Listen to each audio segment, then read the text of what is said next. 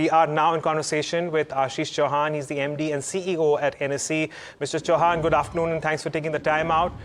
Your take on the budget and your initial analysis. What have you made of it? No, I think there are three important issues to this budget. One is the control on fiscal deficit, which is what we watch, and we have seen Prime Minister Modi and his governments over the last 11 years have always been fiscal hawks, and this budget also has kept with that tradition. That estimated 4.9% fiscal deficit for 24-25 has now become 4.8%, which is a great control over their spend and probably increase in income.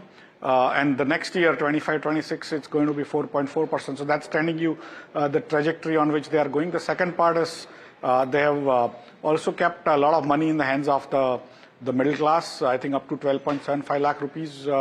People don't have to pay any tax, which is, I think, a very welcome move, which is going to increase the consumption, but also increase a lot of savings, which will come through the mutual funds into the market.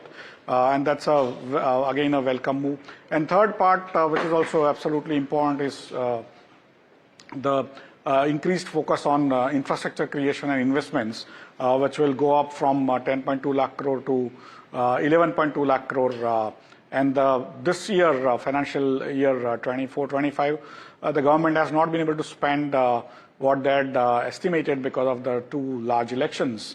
And that's where I think the next year, the build-up on the infrastructure will keep us in good stead in terms of the expected growth rate going forward. So overall, I think whatever could have been done, I think they have done better in terms of balancing all the objectives.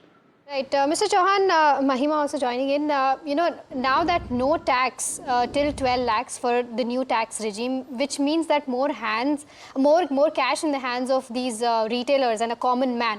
What does this mean when it comes to investment, and where do you see, with respect to the investment, which pockets do you see growing more? If you have seen over the last 10 years, the number of investors has increased from 1.6 crore to 11 crore unique investors. It's almost 7 times more.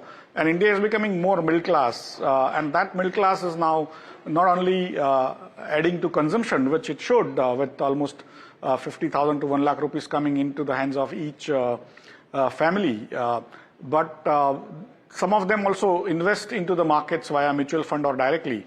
And both ways, in case they do more consumption, that is going to affect the profitability of the listed companies in the fields of consumers, durables and non-durables both. That is automobiles to two-wheelers to television to mixer grinders to everything, and at the same time toothpaste, toothbrush, soaps and everything.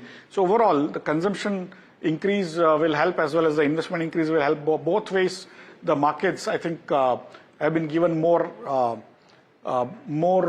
responsibility also and also the people have been given that money to invest or consume the way they want. Mr. Chauhan, a final question then. Usually in your experience, and you've been in the markets and the economy for such a long time, when there is a relief when it comes to the bottom end of that pyramid, does that usually relate and does that usually translate to more financialization of savings, or do you think that that is usually used up in consumption in general, or is this a two-pronged way of going about things? I think the traditional framework was that the more consumption, more tax relief will give you more consumption, because India was on a what I call subsistence levels up to a certain point. Now, India has now become sort of investment savvy, where almost 20% of the households now directly invest in stock markets, and only 30 PIN codes do not have stock market investors, which means that NSE has reached literally every nook and corner of India. And so my understanding is now at this stage of our development with larger middle class, it's going to be both not only consumption but also investments going forward. And that's what you will see. Whichever way it happens, of course, it helps markets. But in terms of going forward, you will see a lot more people coming into the markets to invest and increase their wealth, as well as that will also increase more jobs, creating a virtuous cycle going forward.